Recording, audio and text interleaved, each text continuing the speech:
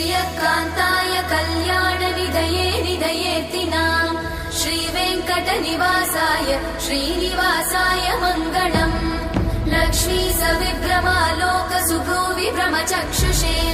चक्षुषे सर्वलोकानां वेङ्कटेशाय मङ्गलम् श्रीवेङ्कटाद्रिशृङ्गाग्रमङ्गलाभरणाङ्गये मङ्गलानां निवासाय श्रीनिवासाय मङ्गलम् सर्वावयव सौन्दर्य सम्पदा सर्वचेतसां सदा सम्मोहनायास्तु वेङ्कटेशाय मङ्गलम्